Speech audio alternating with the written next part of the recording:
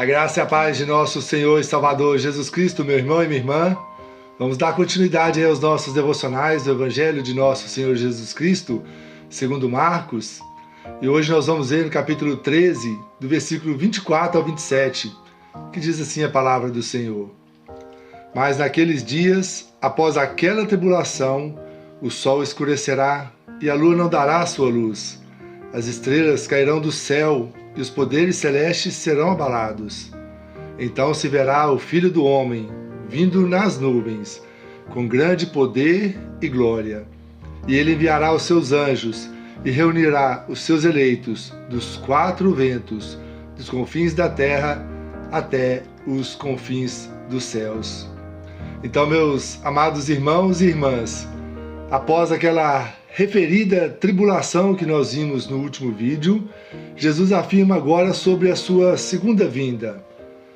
Esse momento será aquele tão aguardado e tão esperado, mas somente por aqueles que creem no Senhor Jesus Cristo e que caminharam com Ele nesta vida.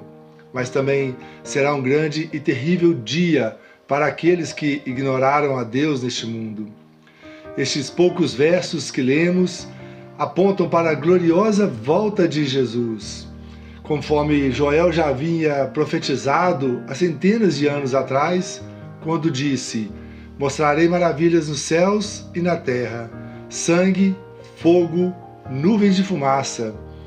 O sol se tornará em trevas e a lua em sangue, antes que venha o grande e terrível dia do Senhor.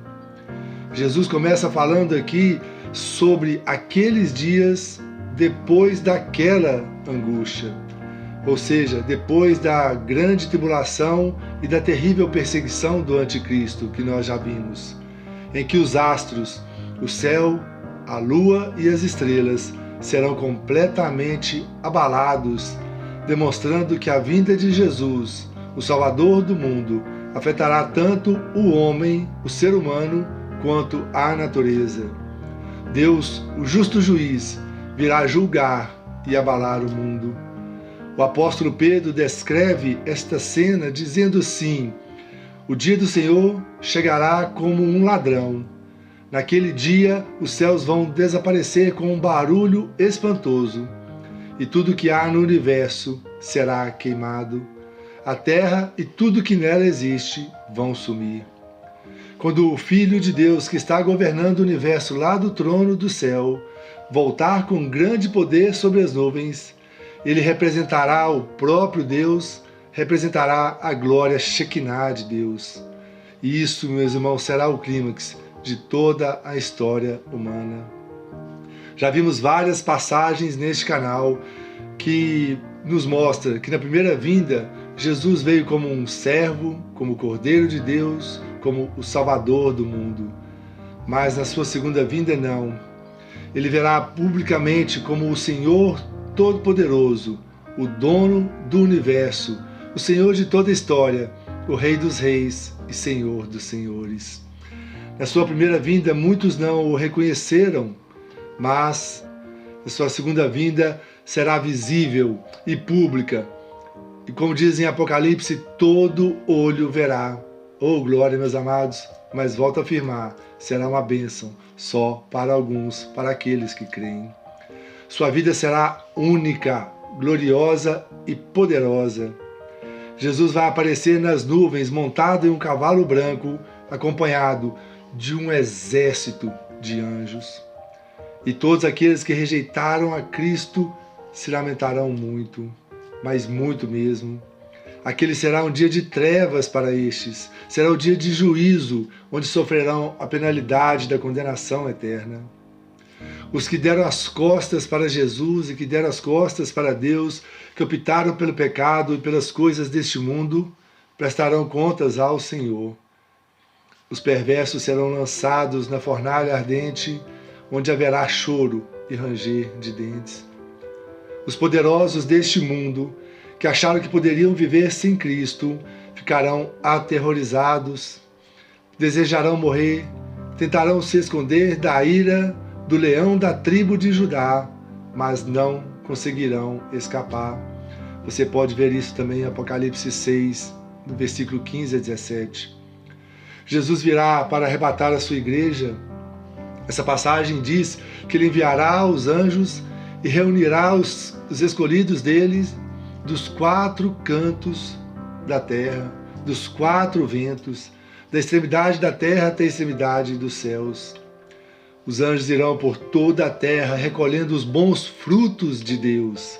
Aqueles que foram fiéis, que perseveraram nos 4 cantos da terra, também como diz em Zacarias, no capítulo 2, versículo 6. Meus amados, será nesse instante que os escolhidos de Deus finalmente poderão saborear a sua eleição. E assim nós, os fiéis, aqueles que estavam sempre com o Senhor Jesus, continuarão reunidos com Deus e com Jesus eternamente. Aleluia, meus irmãos, porque os justos brilharão como o sol. E tudo isso é pela graça e pela misericórdia de Deus, porque nós somos pecadores, nós somos falhos, todos nós estávamos condenados em nossos delitos e pecados, você pode ver isso em Efésios capítulo 2. Por isso nós carecemos da graça de Deus, e Deus, com seu grande amor, o seu amor incondicional, Ele pagou o mais alto preço, o sangue precioso do seu único e amado Filho.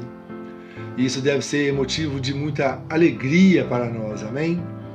Por isso a palavra de Deus nos diz que os escolhidos serão reunidos na grande congregação dos santos e se alegrarão muito, mas muito mesmo, e ficarão eternamente agradecidos por este grande amor e por participarem dessa grande vitória de Jesus. Assim, meus irmãos e minhas irmãs, tenho certeza de uma coisa: cedo ou tarde, Jesus vai voltar, e o mundo como nós o conhecemos hoje será desfeito. A volta de Cristo será um acontecimento que encerrará a história deste mundo. Será o grande dia de acerto de contas com o Criador.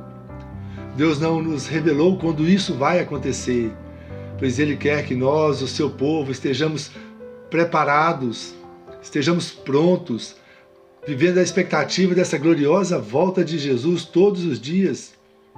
Cada geração antes de nós viveu nessa expectativa, e é isso que Deus quer de mim e quer de você.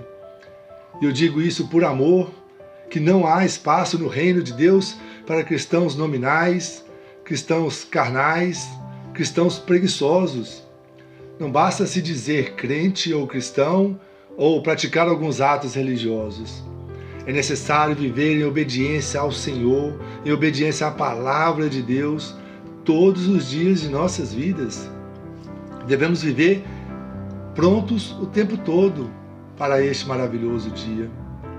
Então, concluindo, diante do que nós vimos aqui hoje, quando Cristo voltar, não mais como um Salvador, não mais como um Cordeiro, mas como o justo juiz, você vai se aterrorizar, ficará com medo?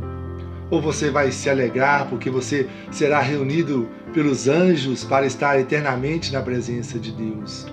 Sabendo de tudo isso, que tipo de pessoa você precisa ser?